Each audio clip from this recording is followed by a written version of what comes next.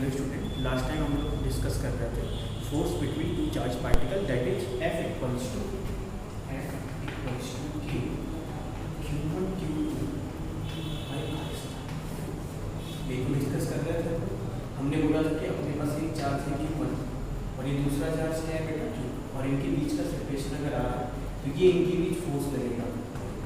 अब कुछ और इससे रिलेटेड फैक्ट्स हम समझ सकते हैं।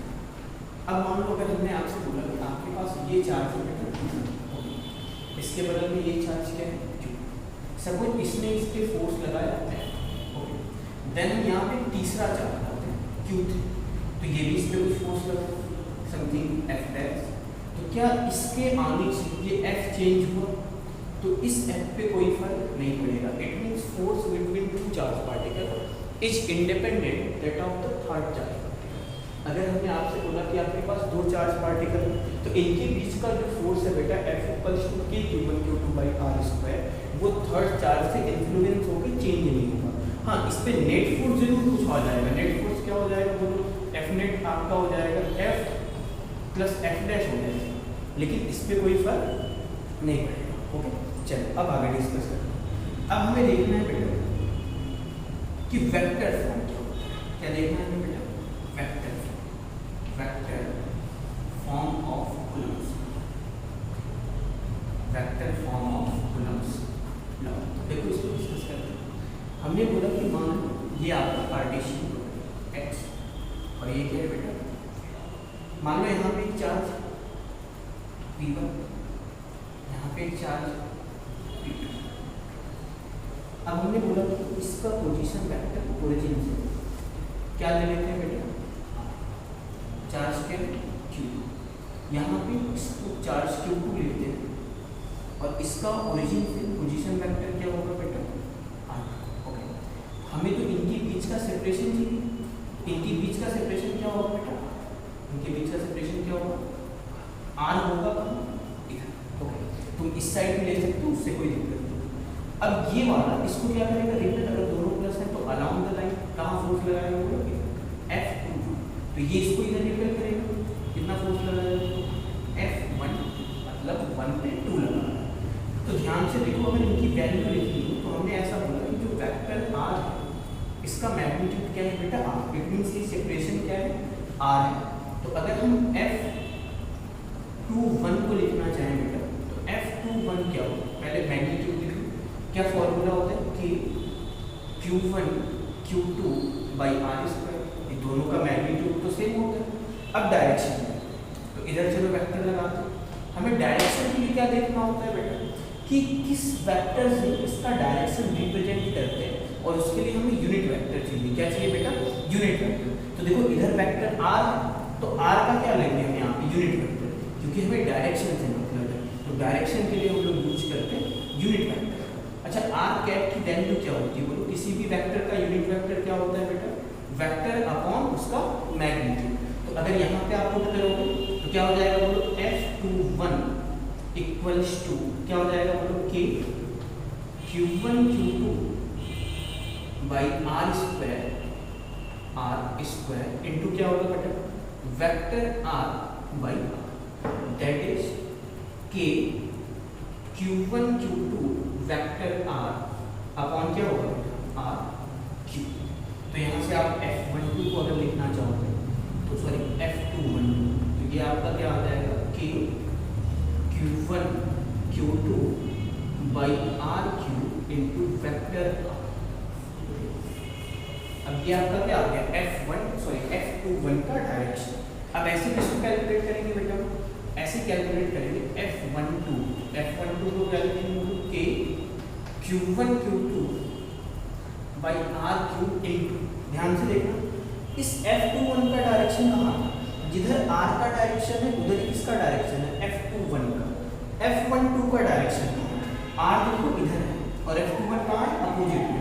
तो बस यहाँ पे क्या लिख देंगे बेटा, माइनस का वेक्टर R। क्या लिखेंगे, माइनस का वेक्टर R।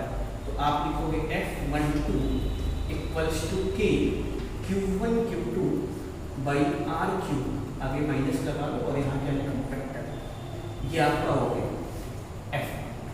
अच्छा, ये कोई ऐसा फिक्स नहीं है कि यहाँ पे प्लस होगा वहाँ पे माइनस होगा।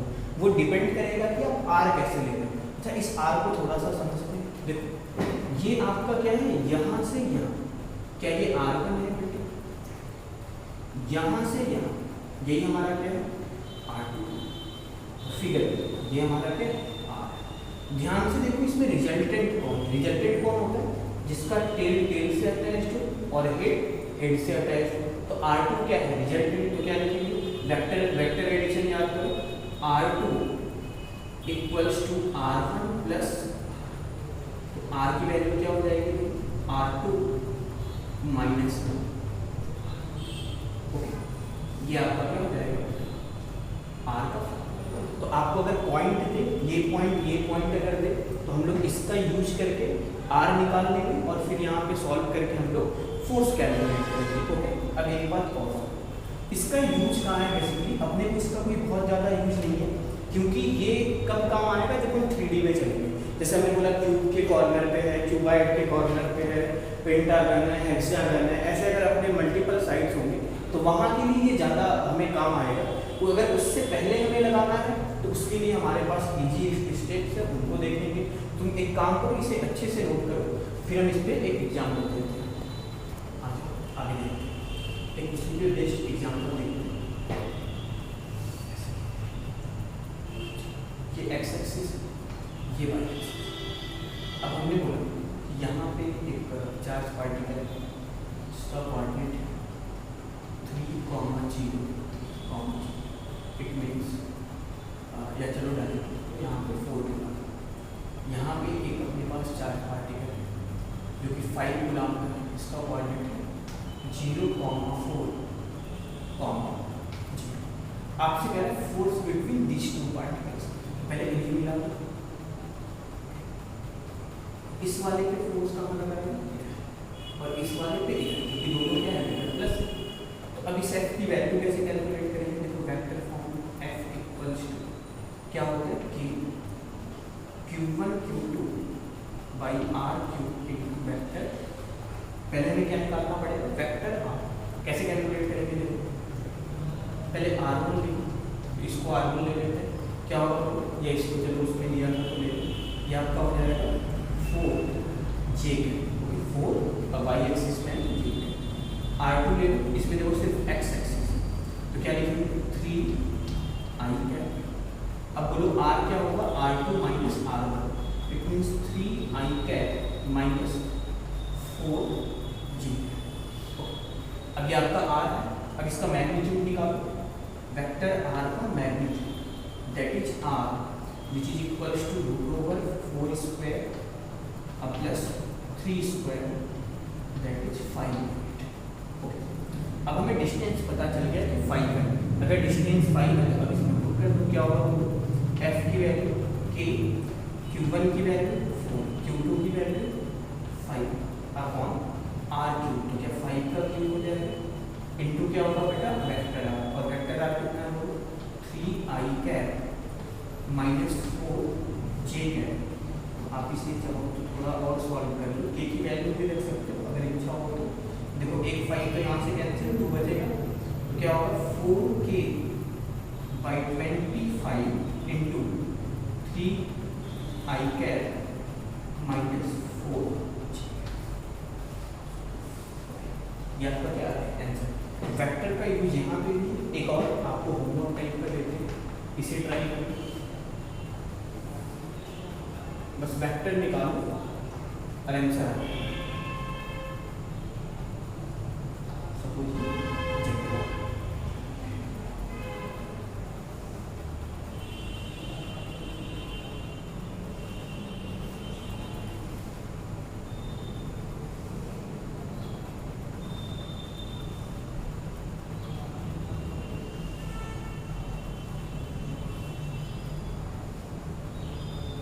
ये ओरिजिन है और यहाँ पे चार्ज 4 किलो, इसका साइड है 2 मीटर, ये क्यूब है,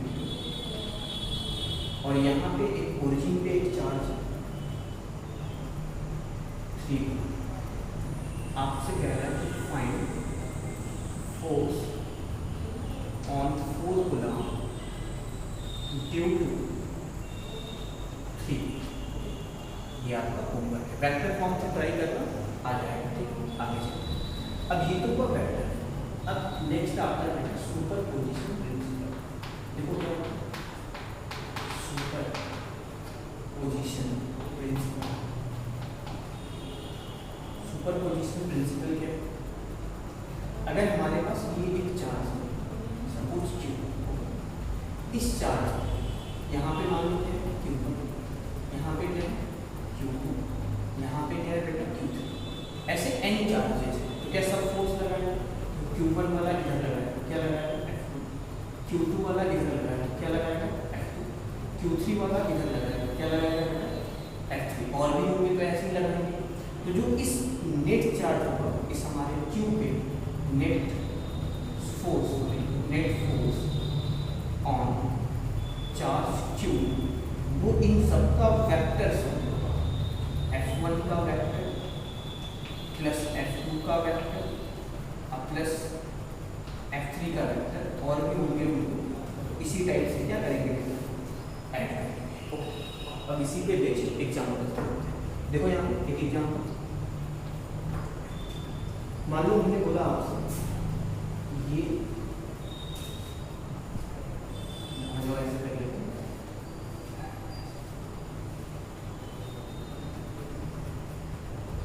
मान लो ये इक्विलेटरल है, तो यहाँ भी Q, यहाँ भी Q, यहाँ भी Q, साइड कितना है बेटा?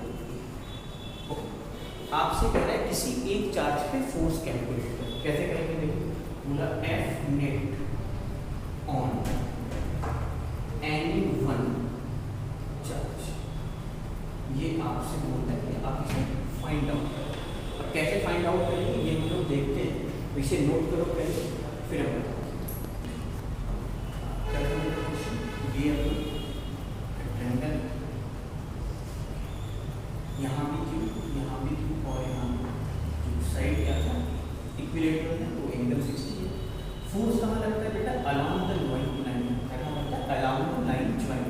तो चलो इस पे हम कैलकुलेट करते हैं। तो देखो पहले स्टेप्स याद करो कि जिस पे कैलकुलेट करना है उसे छोड़ के बाकी का नंबरिंग करो। इस पे अगर हमने माना है तो इसे छोड़ के बाकी का नंबरिंग करो, इस पे तुम मानोगे तो इसे छोड़ के बाकी का नंबरिंग करो। टोटल कितने चार्जेज है अपने? 3। तो अभी 1 2 से फोर्स आएगा इस पे। तो देखो 1 वाला ये भी प्लस है, ये भी प्लस है, क्या 1 वाला रिपेयर करेगा कहाँ? Along the line join. तो क्या इधर फोर्स लगाएगा? क्या लगाएगा वो? F1। ऐसे 2 वाला देखो ये भी प्लस है, ये भी प्लस है, तो ये अपने लाइन के अलाउंग लगाएगा, कितना लगाएगा बेटा? F। ये आपका क्या है बेटा? F2। ये एंगल कितना होगा? 60 डिग्री। कितना होगा बेटा? ये 60 डिग्री। तो इसको थोड़ा अलग से बना देंगे इस पॉइंट कि कहाँ लग रहा है। ये आपका पॉइंट क्या है? तो यहाँ पे इधर ये कितना है बोलो? F1। यहाँ पे इधर ये कितना है बोलो? F। एंगल इनके बीच का कितना है बेटा? 60 डिग्री। तो पहले F1 की वैल्यू लिखते हैं। F1 की वैल्यू क्या होगी बेटा? K, Q, और यहाँ भी Q इंटू Q अपॉन क्या होगा? A। F2 की वैल्यू बोलो क्या होगा? K, Q into Q upon क्या होगा बेटा? A square. Okay, same. अब हमने ध्यान से देखा यहाँ पे F1 F2 का मैग्नीट्यूड क्या है? इक्वल। इसे हमने क्या मान लिया? F। अब देखो एक वेक्टर ये, एक वेक्टर ये, इनके बीच का एंगल कितना है? इनके बीच का एंगल है, अगर आप ऐसे लिखना चाहो कि F नेट अपना, तो F नेट क्या होगा? F वेक्टर अब प्लस F2 वेक्टर, यही तो होगा। हमने बोला कि ये दोनों इक्वल है, क्योंकि दो वेक्टर का सम है, एंगल कितना है? 60 डिग्री। तो क्या हम लोग ट्रायंगल लॉ लगा सकते हैं? क्या होता है बोलो? Root over a square plus b square plus 2ab cos theta. Okay, तो अगर आप यहाँ पे इसको अप्लाई करते हो तो क्या हो जाएगा? देखो रूट ओवर, अच्छा दोनों तो सेम है, देखो यहाँ तो क्या लिख दिया था? एफ स्क्वायर, तो क्या होगा बोलो? 2f square plus 2 into F, क्या होगा? एफ स्क्वायर, क्योंकि सेम है दोनों, इंटू कॉस कितना बेटा? 60 डिग्री। ओके, तो कितना आ जाएगा? ध्यान से देखो, रूट ओवर 2f स्क्वायर और cos 60 की वैल्यू कर लो, तो ये कैंसिल हो गया। कितना बचा? 3f square. कितना बचा बेटा? 3f square. तो f कहाँ आ जाएगा? बाहर, और कितना आएगा? रूट 3। f की वैल्यू क्या है? k Q1 into Q, it means Q into Q by A square into root 3 into क्या होगा बेटा रूट 3, या आप इसको ऐसे लिख दो रूट 3 के Q square by A square. Okay, ये आपका आंसर। इसे एक और तरीके से कर सकते हैं, वो तरीका क्या है समझते हैं, वो अपने लिए ज़्यादा काम का है क्योंकि एक से ज़्यादा फोर्स भी तो लग सकते हैं। जैसे देखो ये कौन था F1, ये कौन था F1, ये एंगल 30 डिग्री और ये एंगल भी 30 डिग्री, जो कि टोटल 60 था। इसका इधर कंपोनेंट क्या होगा F1 cos 30 और ये वाला कंपोनेंट क्या होगा F1 sin 30। इसका इधर कंपोनेंट क्या होगा F2 cos 30, एंगल की तरफ cos, और इसका वो एंगल के अपोजिट क्या आ जाएगा बेटा F2 sin 30।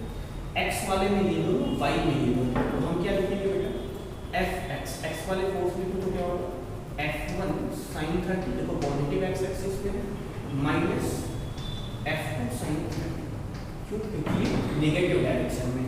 ओके, अब ऐसे ही क्या कैलकुलेट करेंगे बोलो, ऐसे ही y वाला क्या होगा बोलो, तो ये y वाला क्या दोनों सेम डायरेक्शन में है तो ऐड हो जाएगा, क्या हो जाएगा F1 cos 30 plus F2 cos 30। क्या यहाँ पे F1 F2 दोनों सेम है बेटा, तो जब यहाँ पे देखो माइनस होगा तो क्या ये कैंसिल आउट होकर जीरो हो जाएगा, क्या हो जाएगा बोलो जीरो, तो ये वाला टर्म तो अपना जीरो हो गया। इस वाले टर्म को देखो ध्यान से क्या होगा, क्या F1 F2 सेम है तो क्या ये ऐड हो जाएगा, क्या लिखेंगे 2F cos 30 डिग्री। ओके चलिए, तो अब F नेट लिखते हैं। F नेट क्या होता है रूट ओवर x वाले का स्क्वायर अब प्लस y वाले का स्क्वायर, तो क्या हो जाएगा रूट ओवर, अच्छा x वाला तो जीरो तो बस y वाले का स्क्वायर होगा, तो जब आप यहाँ पे F नेट लिखोगे तो क्या आ जाएगा Fy, और Fy की वैल्यू कितना है 2 और F की वैल्यू बोलो k cube square by a square, यहाँ से ये आपके F की वैल्यू इनटू cos 30 की वैल्यू रूट 3 बाई, देखो ये 2 से 2 कैंसिल हो गया, तो आपका F नेट क्या आ गया बेटा रूट 3 के cube square by a square, ये आपका क्या देखो ये यहाँ पे भी आ रहा है और यही यहाँ पे भी आ रहा है। इसका मतलब कि ये वाला जो प्रोसेस है वो ज़्यादा आसान है, क्यों क्योंकि यहाँ पे बेटा अगर मान लो 2 है तब तो ये लगा सकते हैं, लेकिन 2 से ज़्यादा हो जाए फिर तो तुम्हें कंपोनेंट ब्रेक करके ही करना पड़ेगा, या फिर सबका वेक्टर निकालो। तो आसान प्रोसेस कौन सा है, आसान प्रोसेस है कि हम इसका क्या करें कंपोनेंट ब्रेक करते हैं। तो तुम्हें होमवर्क दे देते हैं इसी पे, उस होमवर्क को ट्राई करना, फिर हम लोग इसको डिस्कस करेंगे नेक्स्ट क्लास में, ठीक है।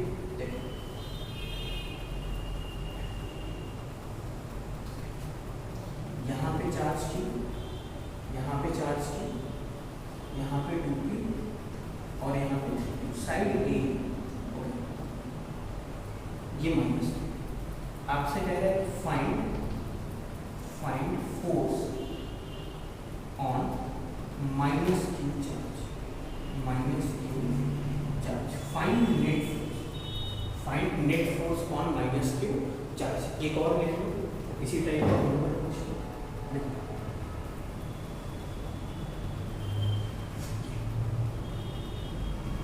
रेडियस r, यहाँ पे q, यहाँ पे q, यहाँ पे भी q और यहाँ पे भी q। देखो ये ऊपर q है, एक नीचे q है और एक साइड में q है और एक सेंटर पे q है। ओके, आपसे बोला कि find net force on charge at O। तो ये 2 होमवर्क है जिसको हम लोग नेक्स्ट क्लास में डिस्कस करेंगे, इसे नोट करो फिर नेक्स्ट क्लास में